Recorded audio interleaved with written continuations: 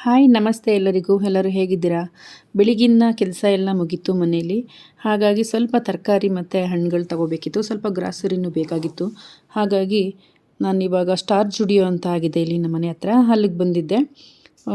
Dates ಎಲ್ಲ ನೋಡ್ತಾ ಇರ್ಬೋದು ನೀವು. ಇದು ಹಣ್ಣು ಡೇಟ್ಸು ಯೆಲ್ಲೋ ಕಲರು ಮತ್ತು ರೆಡ್ ಕಲರ್ ಎರಡೂ ಇದೆ. ಒಂದೊಂದು ಬಾಕ್ಸ್ ಬಂದು 89 ರುಪೀಸು. ತುಂಬಾ ಎಲ್ಲ ಥರ ಬ್ಲೂಬೇರಿ ಎಲ್ಲ ಥರ ಫ್ರೂಟ್ಸು ಸಿಗುತ್ತೆ. ಇಲ್ಲಿ ಸಿಗದೇ ಇರೋವಂಥ ಫ್ರೂಟ್ಸೇ ಇಲ್ಲ.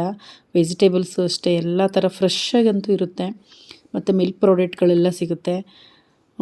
ಹಂಗಾಗಿ ಒಂದೇ ಕಡೆ ಎಲ್ಲ ಸಿಗೋದ್ರಿಂದ ಬಂದು ತೊಗೊಳ್ಬೋದು ಆರಾಮಾಗಿ. ಸೊಪ್ಪುಗಳು ಅಷ್ಟೇ ತುಂಬ ಕಮ್ಮಿ ಪ್ರೈಸ್ಗೆ ಎಷ್ಟು ಚೆನ್ನಾಗಿತ್ತು ಗೊತ್ತಾ, ಫ್ರೆಶ್ಶಾಗಿ ಸಿಗುತ್ತೆ. ಮತ್ತು ಇಲ್ಲಿ ಝುಡಿಯೋನೂ ಆಗಿದೆ ಮೇಲ್ಗಡೆ.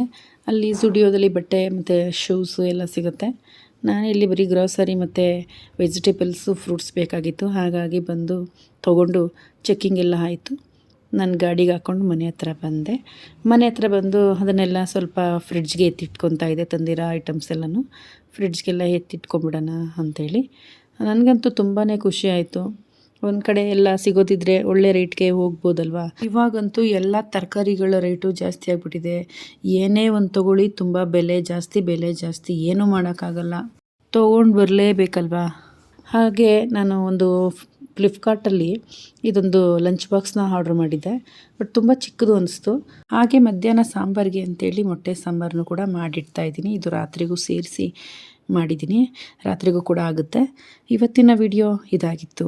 ಮುಂದಿನ ವಿಡಿಯೋಗಳಲ್ಲಿ ಸಿಗೋಣ. Thank you for watching.